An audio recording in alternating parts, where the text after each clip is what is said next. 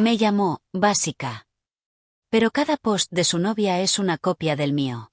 No es que me moleste. Es que me da risa. Ironía pura. Porque cuando él me dejó, lo hizo con la mirada por encima del hombro y esa frase que aún me zumba en los oídos. Tú eres linda, pero demasiado básica para el tipo de vida que quiero. No lloré, no le rogué. Solo lo vi marcharse convencido de que estaba ascendiendo en la vida mientras me dejaba atrás como quien deja una camiseta vieja colgada en una percha oxidada. Durante un tiempo me quedé en silencio. No por tristeza, sino por análisis.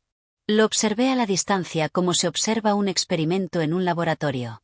Y con cada paso que daba, más clara me quedaba su necesidad: aparentar. Vivir en una realidad construida con likes, viajes financiados por tarjetas ajenas y poses que no duran más que una historia de Instagram. Lo más curioso es que conoció a su nueva novia solo una semana después. O al menos, eso me dijo. Yo ya sabía de ella desde antes. No por celos, sino por instinto. Las mujeres lo sabemos. Lo sentimos. Ella era su versión ideal de lo exclusivo. Ropa de marca, labios perfilados, branches en lugares donde el jugo cuesta más que el alquiler. Pero lo gracioso fue que, poco a poco, su estilo comenzó a parecerse al mío.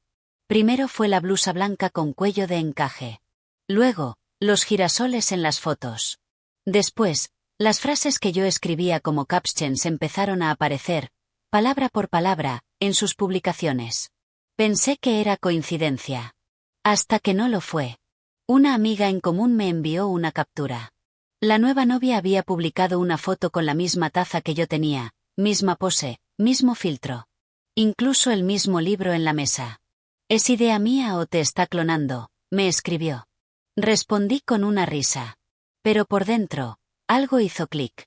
No me dolía que él me hubiera dejado.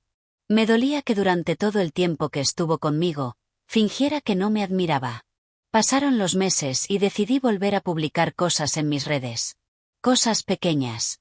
Naturales. Mi café de la mañana, mis caminatas con mi perro, mis reflexiones sobre el amor propio, el duelo y la calma. Y ahí estaba ella, siempre una semana después, replicando. A veces hasta usaba mis mismas palabras. Como si no supiera que yo podía verlo todo. Como si se le olvidara que yo no estaba muerta, ni ausente. Solo estaba callada. Hasta que dejé de estarlo. Una noche subí una historia con una frase que decía: a veces, la copia grita lo que la original susurra. Sin nombre. Sin destinatario directo. Pero todos supieron. Porque la verdad se reconoce, aunque la maquilles de indirecta. Él me escribió a los 3 días. ¿Sigues con ese jueguito de creerte mejor?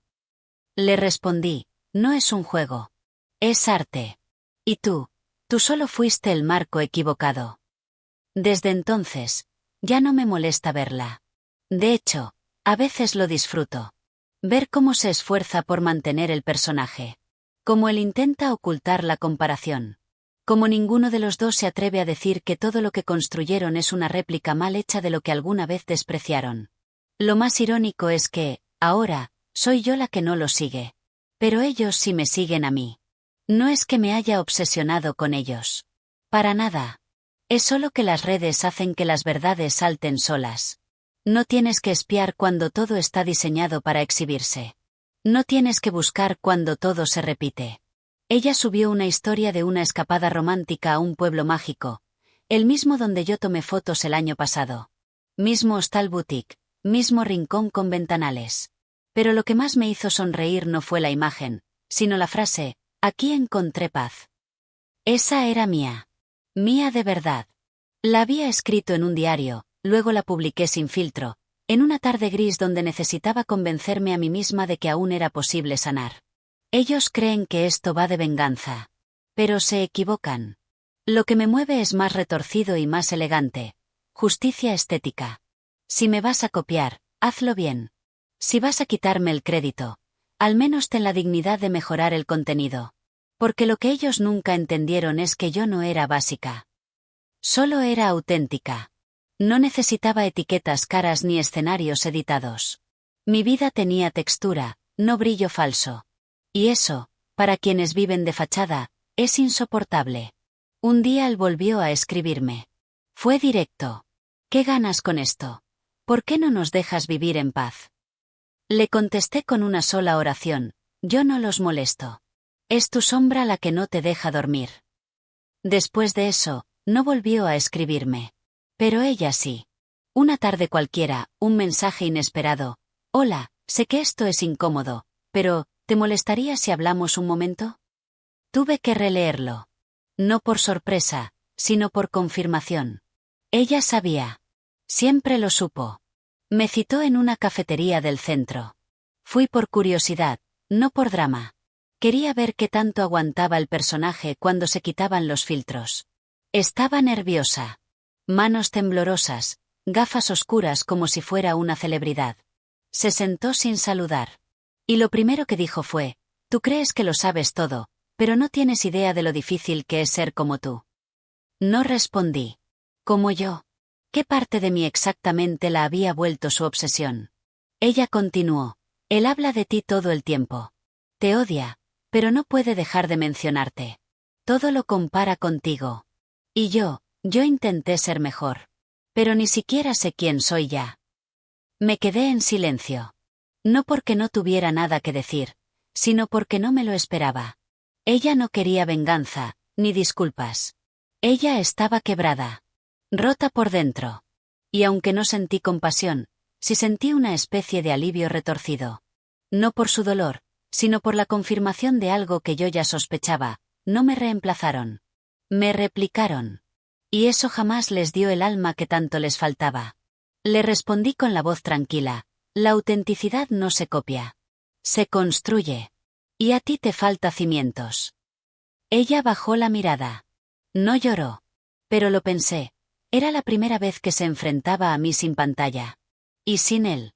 No volvimos a hablar después de eso. Pero desde ese día, sus publicaciones se volvieron distintas. Más vacías. Más torpes. Como si hubiera perdido el guión. O tal vez entendió que la inspiración no se roba, se nace con ella. Yo seguí con mi vida. Tranquila. Ligera. Empecé a escribir, a viajar sola, a conocer nuevas personas que no me medían por lo que mostraba. Me di cuenta de que mi historia no era sobre él, ni sobre ella. Era sobre mí. Sobre cómo sobreviví a una relación donde me hicieron sentir menos, y salí siendo más. Y aunque no lo admitan, sé que siguen mirando. Siguen observando mis movimientos, mis frases, mi estilo. Siguen atrapados en la narrativa que intentaron negar. Porque mientras yo florecí, ellos siguen enredados en una mentira con filtros y poses prestadas. Así que no me molesta. Me enorgullece. Porque ser básica nunca fue mi defecto. Fue su excusa para no aceptar que jamás podría construirse una vida tan real como la mía. Pasaron los meses. La vida siguió, como siempre lo hace, pero la sensación de haber cerrado ese capítulo era falsa. Porque uno no cierra lo que los demás siguen abriendo sin permiso. Cada cierto tiempo, una nueva notificación aparecía. Una seguidora compartiendo una story de ella usando una frase mía, una pose, una canción que publiqué meses atrás. Al principio lo tomaba como una coincidencia, luego como una provocación, hasta que me di cuenta. Era un patrón. Ella no solo imitaba, se alimentaba de mi vida. Pero aquí es donde mi historia da el giro. Porque mientras ellos jugaban a copiar, yo estaba construyendo algo real. Abrí un blog. Pequeño, íntimo, sin pretensiones. Hablaba de todo, de rupturas, de viajes, de sanar sin frases motivacionales forzadas. Y la gente lo leyó. Se sintieron vistos, reflejados. El blog creció.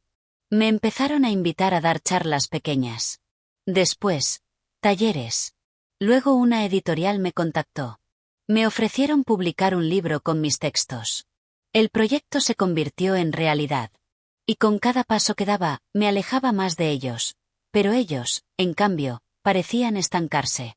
Un día vi algo que me hizo reír con una mezcla de pena ajena y satisfacción. Ella había abierto una cuenta nueva. Contenido con propósito, decía la biografía. El logo era una pluma, exactamente como el de mi blog. Las frases, los temas, incluso las fotos, una versión lavada y vacía de lo que yo había creado desde mi dolor. Y fue ahí que entendí que mi historia nunca fue sobre una expareja o su nueva novia. Fue sobre una mujer que aprendió a no pedir perdón por ser quien era. Sobre alguien que fue subestimada, minimizada y usada como escalón emocional, y que aún así, decidió no quedarse abajo. La última vez que supe de ellos fue por una amiga en común. Me dijo que él había cerrado sus redes. Que estaban pasando por una crisis. Que ella lo había confrontado por sus comparaciones constantes conmigo. Que se sentía atrapada en una relación donde vivía bajo la sombra de otra mujer. Esa mujer era yo. Y ya ni siquiera me interesaba. Mi libro salió publicado un otoño. Era una tarde con viento suave, hojas secas en el suelo y esa melancolía bonita que solo se siente cuando uno ha sobrevivido al caos. Firmé ejemplares. Conocí lectoras que me dijeron, sentí que escribías mi historia. Y ahí, entre abrazos y palabras sinceras, supe que había ganado. No porque me copiaron, sino porque jamás pudieron reemplazarme. La ironía es perfecta, me llamaron básica por no ajustarme a su molde, pero ahora su molde depende de mí. De mis palabras. De mi esencia. Y si alguna vez vuelven a aparecer, si algún día intentan tenderme otra trampa con halagos o recuerdos reciclados, sabré cómo responder. No con odio. No con revancha. Sino con algo mucho más elegante. Ignorarlos por completo. Porque mientras ellos me siguen, yo ya no los necesito para brillar. Mi historia, al final, no fue una venganza. Fue una consagración. Una prueba de que ser auténtica duele, cuesta, pero deja huellas. Las suficientes como para que incluso quienes te despreciaron, terminen caminando sobre ellas sin saberlo. Y eso no se compra. No se imita. No se roba. Eso se nace con ello.